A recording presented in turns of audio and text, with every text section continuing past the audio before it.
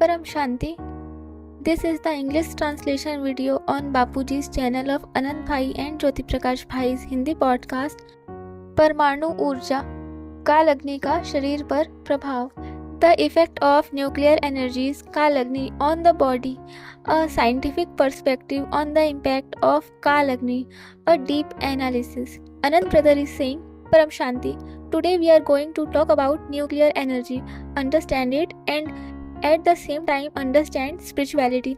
We will also talk about the energy of spirituality, Kaal Agni. So stay with us and try to understand this carefully.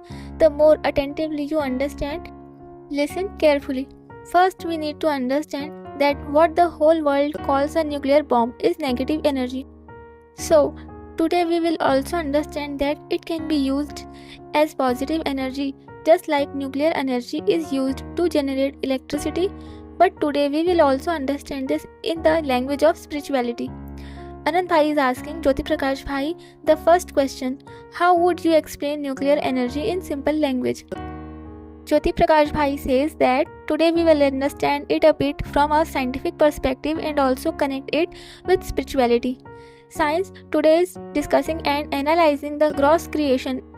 Any analysis of science so far shows that science discusses matter. Science is wondering where this matter came from. So as science divided matter, it said that there are atoms within matter. In 1803, the atom was first discovered and at that time it was believed to be indivisible. However, as time progressed, scientific theories also evolved. Gradually, the electron was discovered in 1897. Further developments led to the discovery of the nucleus around 1913 and then the neutron in 1932 with various theories developing around 1911. Eventually, it was realized that the atom is indeed divisible. In spirituality, we discuss energy while science discusses matter, how matter is formed. Spirituality seeks to find the original source of energy. This is why we are unable to connect these two as their directions and approaches are different. The approach of science is one and the approach of spirituality is another. In spirituality, when we talk about energy, we talk about elements. When we delve into the atom, we find electrons, protons and neutrons. All these are particles. Science also describes the dual nature of these particles, meaning they sometimes behave as particles and sometimes as wave forms, which means they take the form of energy. Gradually, as science began to go deeper, which is called quantum physics. Quantum physics essentially means the knowledge of energy. Quantum physics started with black body radiation. Black body radiation refers to the research done on the heat energy released. When research began on how heat flows in nature, what its pattern is, they discovered that heat flows in a specific pattern in small packets, not as a continuous flow. These small packets were defined as Planck's constant. Energy is transferred in these packets. The transfer of energy from one packet to another is what we call a quantum. This is how science, while researching matter, eventually arrived at energy. Science has revealed that electrons orbit the nucleus and these electrons exhibit both particle and wave forms. Actually, science doesn't have an answer for the cause of everything. It only observes.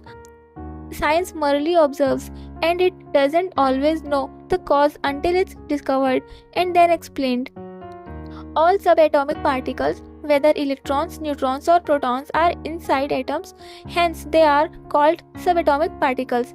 If we break down protons and neutrons, we get quarks, which include up quarks and down quarks. Science considers these as fundamental particles. Science identifies three things as fundamental particles: electrons and quarks, up quarks and down quarks. And these another particles, the neutrino. It exists in the form of energy, not really as a particle. It doesn't interact with anything. What it does is accompany the sun's rays. It comes and goes.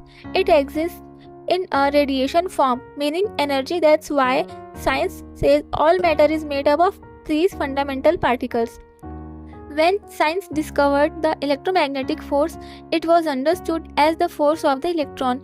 The energy released into the atmosphere from the vibrations created by electrons is what we call the electromagnetic force. For example, when current flows through a wire, it's the flow of electrons, and this flow is considered the electromagnetic force. Similarly, when we go inside the nucleus of an atom where neutrons and protons are in a combined form, there's a binding force, some energy holding them together. When we break this force or utilize this binding force, we call it atomic energy. The center of an atom is called the nucleus. Nuclear power refers to the binding force between protons and neutrons. The energy released when this binding force is broken, which is nuclear fission, is what we harness in an artificial manner. The energy released from this breaking is nuclear energy. Another type of energy is fusion. When we combine two atoms, generally light atoms, heavy atoms usually don't combine, like hydrogen atoms fusing to form helium, as happens in the sun. That's fusion.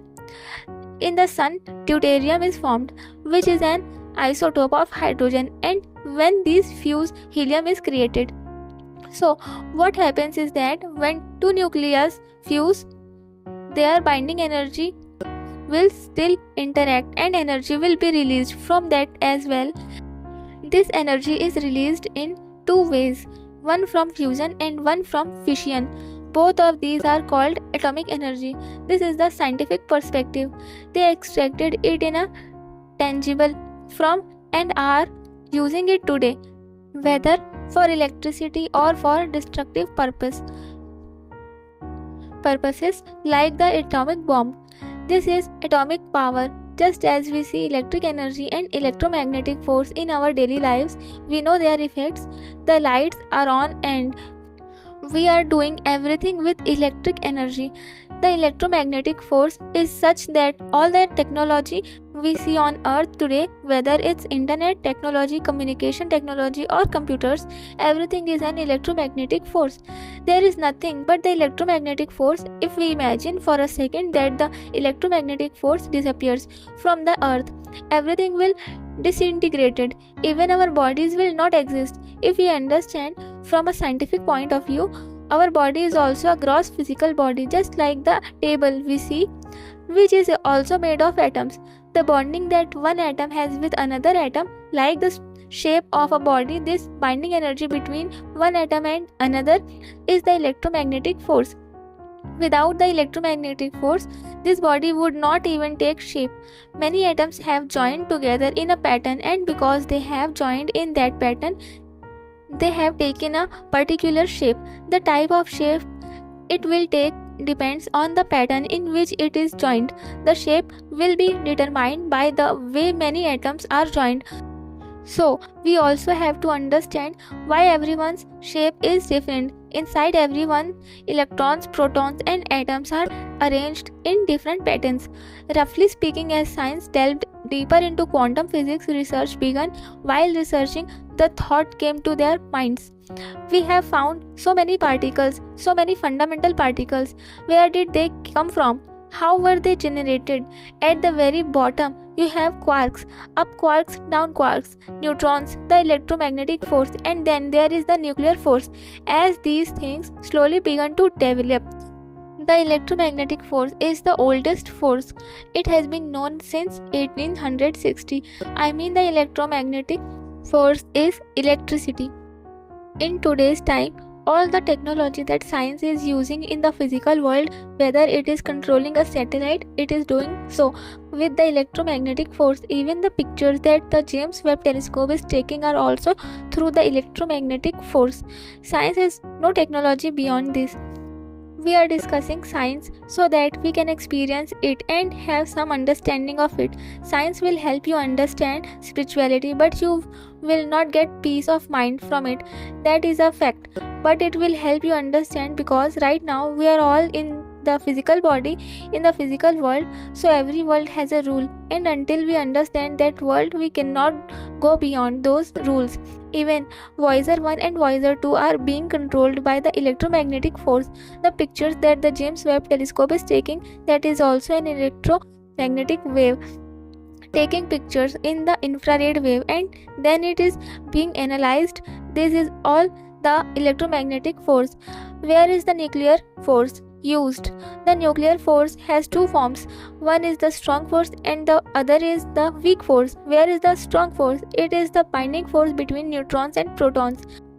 When we break this, science also says that these two are bound by such a strong force that when it is broken, a huge amount of energy is released.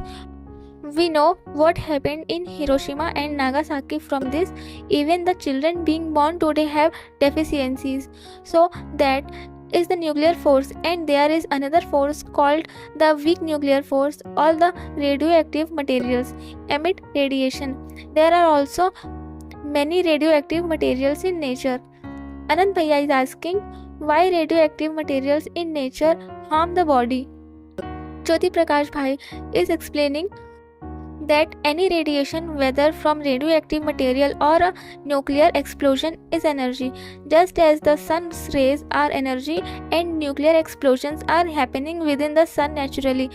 Anandji is asking if this has a connection with Kaal Agni. Jyoti Prakash Bhai replies that when it goes into a negative form, it becomes Kaal Agni.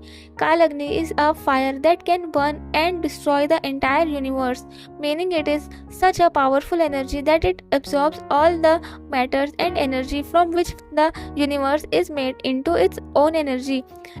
There is a detailed video by Bapuji on how Shiva absorbs the universe into himself with Kaal Agni and becomes a black hole, and how the entire universe becomes a black hole. Unless a negative resolve is attached to it, Kaal Agni, the fire of time, will not form. Kaal Agni means a fire so potent that it can never consume time itself. Otherwise, it won't be Kaal Agni. And on what does time depend? On space. If there is space, then there is time. If there is no space, where will time operate? The sun also has nuclear fusion, and radiation emanates from it.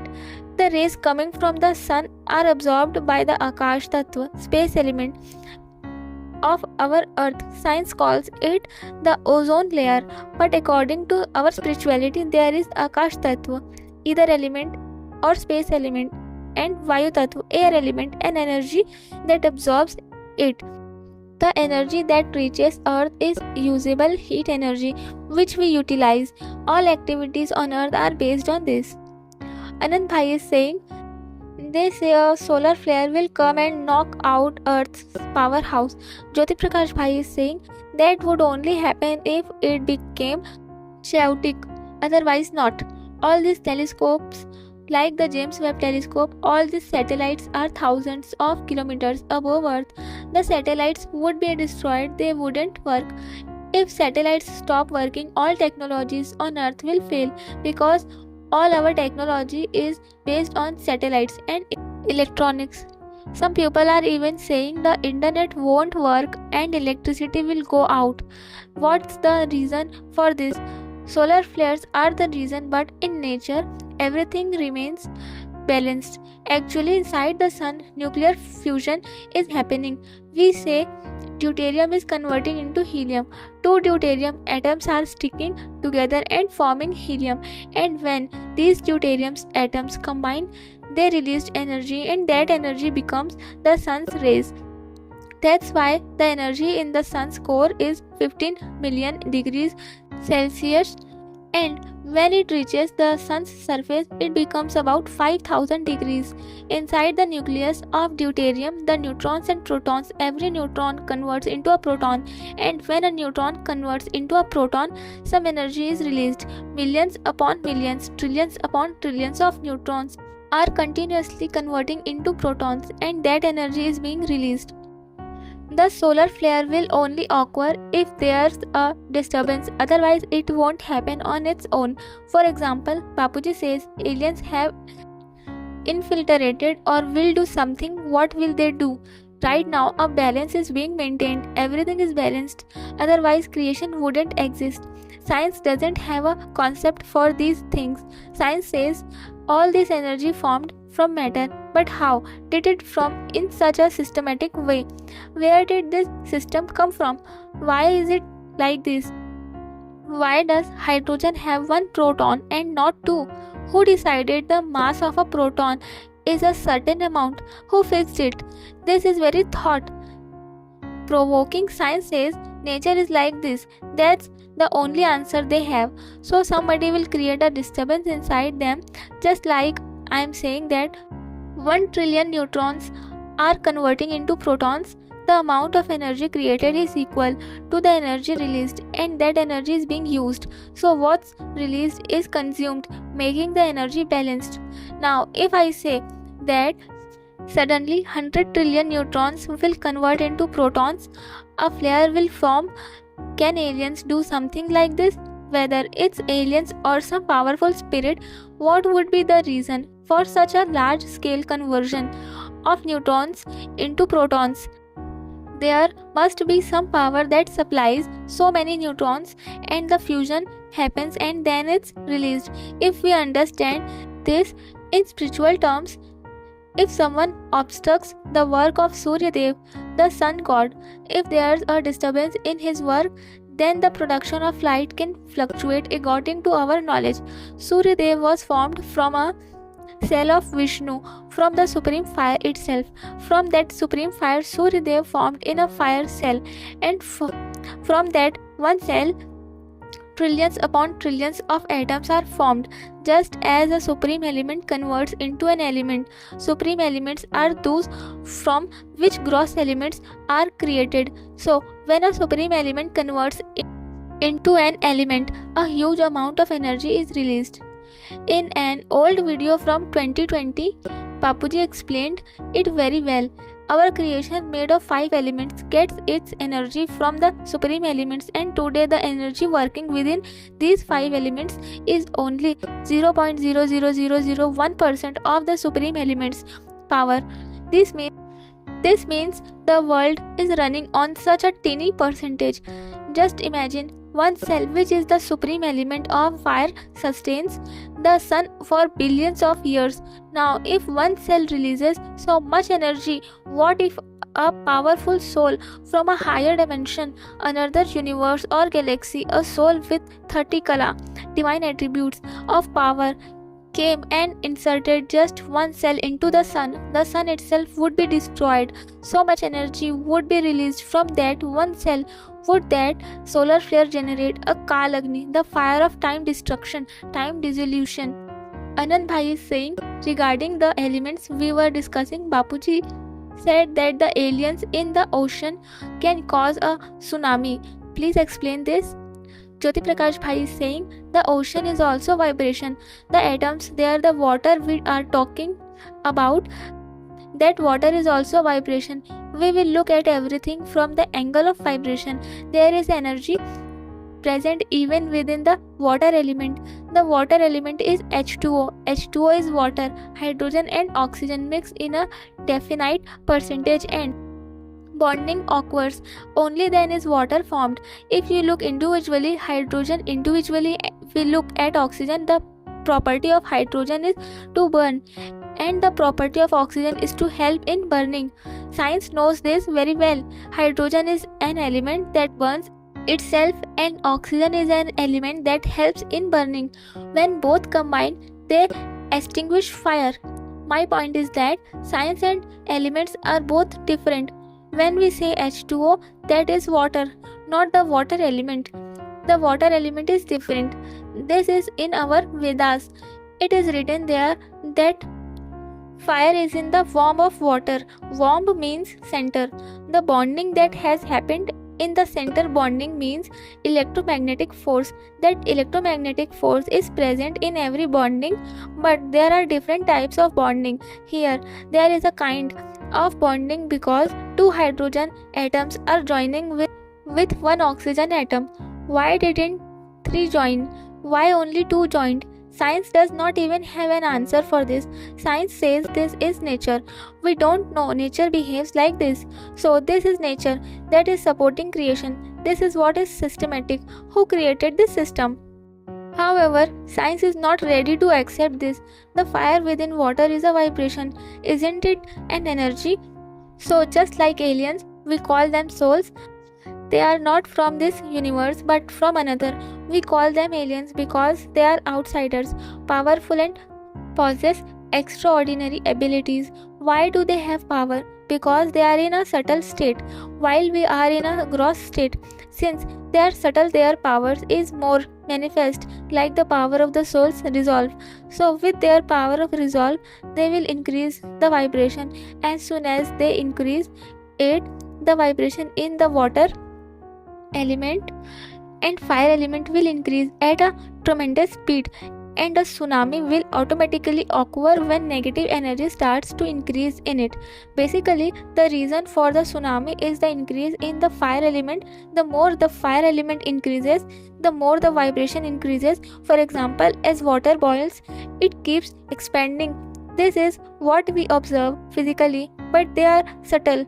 They work at the elemental level. What we see is at the gross level. An element is an energy, a vibration, a frequency. Water boiling is at a small level and a tsunami in the ocean is at a large level. So, with a single resolve from aliens, the overall vibration of Earth's element can increase on a large scale, and they can destroy the entire Earth with tsunamis and earthquakes. Anand Bhai says, when I first heard this, my mind, which is not scientific, thought it was miraculous, like something ghosts or spirits could do.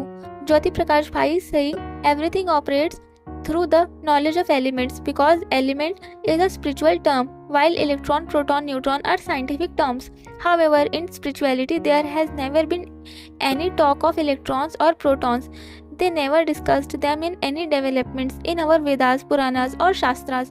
People say that the Vaisheshik Shastra talked about Anu, particle, and Parmanu, subatomic particle, but it didn't. They stated that everything is made of 5 elements, and even within these 5 elements, 4 elements, excluding the Akash Tattva or ether element, have Anu, meaning particles. This means there's a subtlest particle of the earth element, and the water element also has a subtle pariman, magnitude, measure, meaning such a small indivisible magnitude. The fire element also has it, and so does the air element. But the Akash element, ether element is not. The ether element is considered Vibhu Pariman, meaning vast. What does Anu mean in the Akash element? Something you can divide. You cannot divide the Akash element, ether element. The ether element that is in your body is the same ether in my body, and the same ether in the atmosphere. I cannot separate it. If I say I'll cut and extract a part of it, I cannot, but you can separate other elements. For example, if I place on Anu a particle of the earth element in one place and another particle of the earth element in another place, they are different. You can separate them. You cannot separate the ether element. It is continuous. This means if there's a vibration in one corner of ether, that vibration will travel to the other corner. It depends on how strong it is, and there are no gaps or empty spaces in the ether element. For example, I had an experience. I saw this in my intellect after reading all this. You can experience it in a subtle way, like there are wires there, and every wire is a vibration. Every wire is a wave.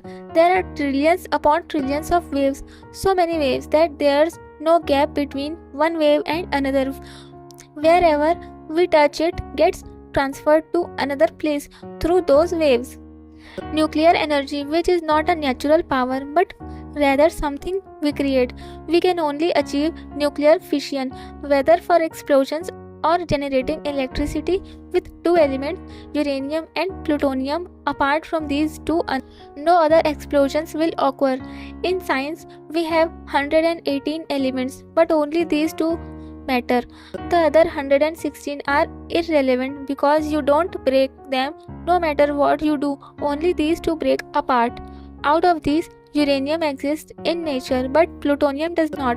Plutonium is artificially created by bombarding it with radiation energy, changing the number of its neutrons and protons. It's made artificially. This shows how negative human resolve has become. We create things only to destroy. Only uranium is found in nature and its natural percentage is only 0.7%. Even that won't work. Its percentage is artificially increased from 0.7% to 1%, 2%, or 3% to make it viable. Otherwise, it won't work. This means science isn't understanding nature, and these things are created just like negative objects are made. First, they contemplate and resolve. They don't know what that resolve is, but they think about destroying others. Then that resolve is registered and they receive inspiration, only negative inspiration. With this inspiration, they create such things artificially, unbalancing nature. We will explain nuclear energy from both a scientific and spiritual perspective. We've already established that nuclear energy comes from the binding force of neutrons and protons. But what binds them? What is the force that holds neutrons and protons together? Neutrons and protons also vibrate in their positions, and the force that binds them is called the gluon force. There's a model for what actually happens during nuclear fission. Imagine a gel-like substance representing neutrons and protons. When a neutron strikes it, which is done artificially by forcefully accelerating a neutron, it hits the gel. The gel, which is initially round, gets compressed at the point of impact, forming a dumbbell shape. Then some part breaks off and its shape changes again. This whole process is essentially a change in vibration. The neutrons and protons were already in a certain vibratory state. When a neutron with its own vibration strikes and is absorbed, their vibration changes, creating a new entity. Where is all this happening? Within the nucleus. In the ether element, Akash Tattva, where did this gluon force come from? Science says it came from the Higgs boson. From a spiritual perspective, what is the Higgs boson? It is the Akash Tattva, ether element itself. So the energy that resided in the ether element was disturbed, and we converted that energy into the fire element. This energy then manifested as nuclear energy and radiation in the gross realm, where it was magnified. This is just about one nucleus. If we take a piece of matter, it contains trillions upon trillions of nuclei. How much energy is released from one nucleus? 200 million electron volts. Imagine how many millions of volts will be released from matter containing trillions upon trillions of nuclei. It's available on the internet that if you fission 1 kg of uranium, the heat released is equivalent to burning 2.7 million kg of coal, and the energy released from 1100 kg of uranium can supply electricity to a city like Ahmedabad for 2 months. This also makes one wonder why nature placed this on earth. This is very important. Science doesn't even know where all these things came from. They are searching for it through matter. Someone must have brought this from outside. Otherwise, what is the purpose of uranium on earth? Natural uranium is not fissionable. Only about 0.7% is. Fission cannot happen. It's just a radioactive material that releases some radiation and nothing else. It comes from the ground. When typical materials are found, scientists don't disclose them. They keep them classified. If there's ever contact with aliens, the materials that come from there are not found on Earth.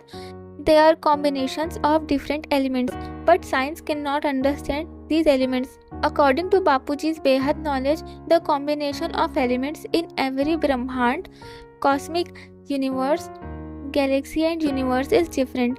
The elements formed will be according to this combination. The Earth also has a very long lifespan. It has trillions upon trillions of lifetimes and has been destroyed and created countless times. Through the Hindu scriptures and Bapuji's divine vision, he has seen this. So it is possible that in ancient times the Earth had interactions with other entities, that some material came from elsewhere, or that souls from another world, whom we call aliens in today's language, sent some material here. This is also a possibility. Just like uranium has so much energy, every atom inherently possesses energy. However, we are forcefully extracting energy from uranium with the intent of destruction. We are unable to extract energy from other atoms. Even if we were to leave uranium aside and take any other atom, we don't have the power to break it down. I searched on the internet and found that we are only exploring the energy of a neutron and a proton. A tiny particle contains energy from which we have developed the capacity to create enough bombs to destroy everything. For example, a neutron contains even smaller particles called quarks, and within quarks, the Higgs boson particle was discovered in 2012, which has giga-electron volt energy. So, why are not able to utilize that energy? We are already generating electricity from the energy of neutrons and protons. So why can't we do the same with the Higgs boson energy?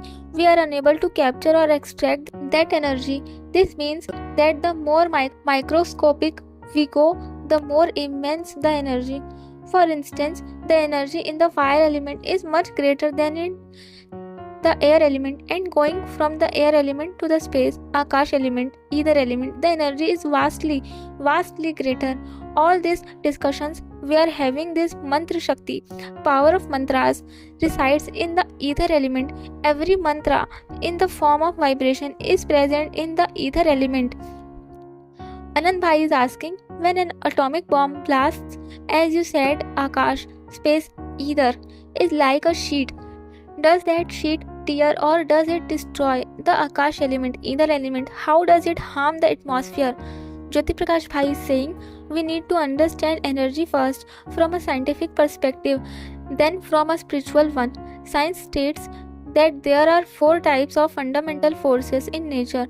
From a scientific viewpoint, electromagnetic force is very old and has been used in society for a long time. Then there's the strong nuclear force which led to the creation of bombs. The third is the weak nuclear force which is responsible for fusion and radiation in the sun. And finally there's gravity force. Science hasn't been able to understand gravity force yet. They can neither study it, detect it, nor utilize it. The force that is utilized is electromagnetic force. Nuclear force is used somewhat for electricity and to create bombs, but beyond that they have no knowledge. There are so many forces, these 4 forces, and they don't even know one force, gravity force. They know this much. For instance, when 2 black holes collide, they receive a signal, but they don't know when the collision actually happened. By the time the signal reaches them, it would have already passed. A new universe might have formed. They receive 1 or 2 such signals with great difficulty, but they have no idea how many collisions or events happen daily in space, how much is destroyed and created every day. So science doesn't have all this information. Their research is still ongoing. The work they are doing on these 4 forces or energies, they are only seeing their destructive aspects. It is very important to understand where these 4 energies are coming from. Science says that these 4 forces emerged after the immense explosion of the Big Bang, and according to science, before the Big Bang, these 4 forces were a single force, which then transformed into 4 forces. Our point is, how are these 4 forces working? The gravity force, for example, is creating vibrations in the ether element. Electromagnetic force is creating vibrations in electrons. Radiation, which is a nuclear force, is creating vibrations in neutrons and protons. Where are these vibrations coming from? Science says that an explosion occurred once and the energy released from it is driving all this vibration. Anand Bhai is saying that when Shiva made the Sankalp, resolve, or intention for creation, the vibration from that resolve is still ongoing. This means that the power supply in this universe is coming from Shiva, formless Shiva. Anand Bhai is asking, our question is how much damage can this destructive power, referring to nuclear weapons, cause to the Akash element, and what will be its effect on human civilization? Jyoti Prakash Bhai is saying, scientists are not recognizing the Akash element, they are not accepting the Akash element, whereas according to scriptures it exists. What does science say? Electromagnetic force travels in a vacuum, gravity force travels in a vacuum, but then they say there is no vacuum anywhere. There is energy everywhere. So sometimes you say there's a vacuum and sometimes you say there's no vacuum, but there's energy within it. This means there is something. In every space there is some energy. Our scriptures call that energy the Akash element, ether element. And what has science called that energy or that sheet? Time, space, matter. This is also somewhat correct, because as long as there is space, there is time, so you cannot separate space from time. That's why they called it the time-space fabric, and spirituality called it the Akash, ether element.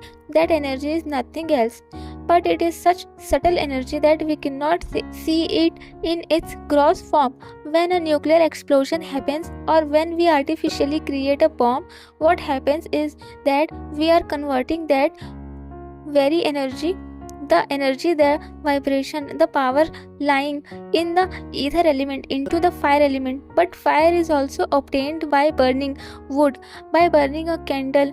That is also the fire element. What is the difference between these two kinds of fire elements?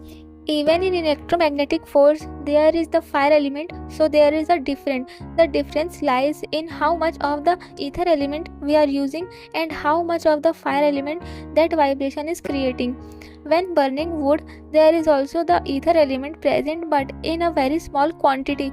We are burning it by applying heat, and in that process the gross element also burn, just as gross elements burn in a candle.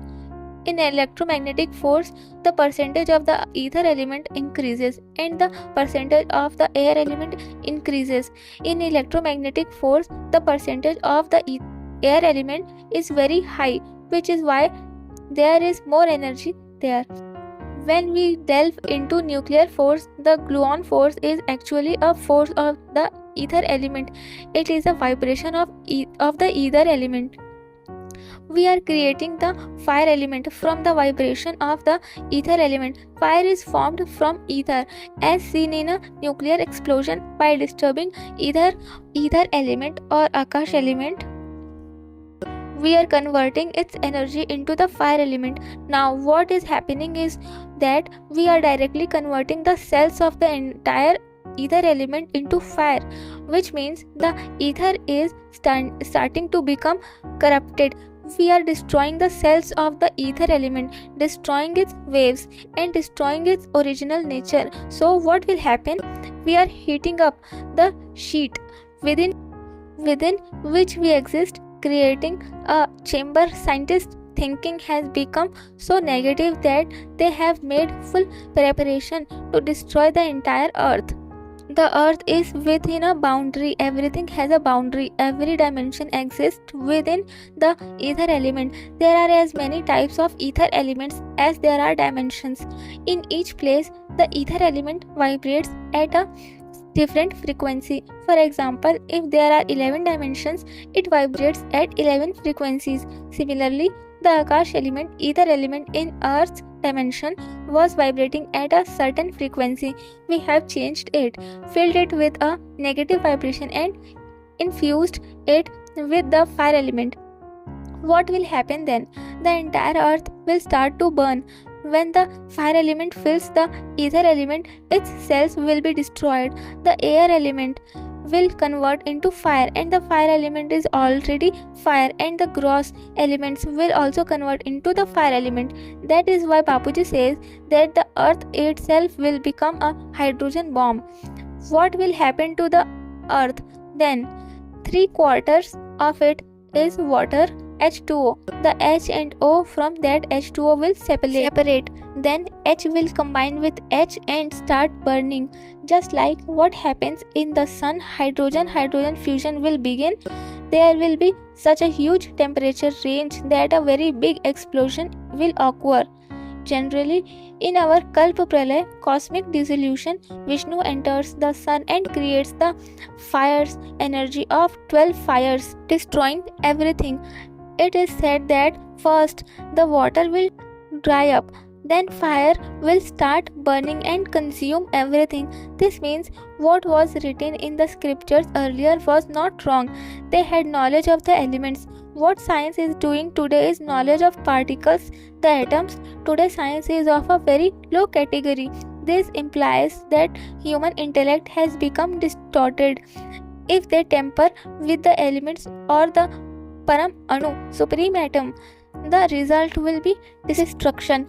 We've said that aliens did this with their power of thoughts. Can't human in the physical world do the same with their thoughts? The very thing aliens are trying to do. The atomic bombs we've created are also an act against the Earth's soul.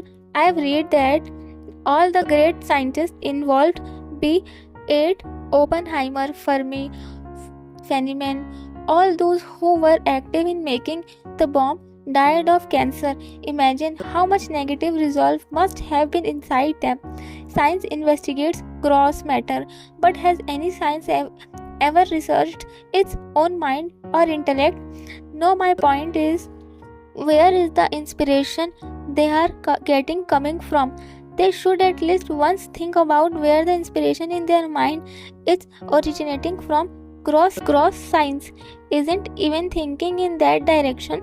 Bapuji says that the souls of the subtle world, whom we call aliens, inspire these scientists to create such bombs and technology that the bodies of all human souls on earth are destroyed, and when their souls leave their bodies, those higher entities consume the souls of earth.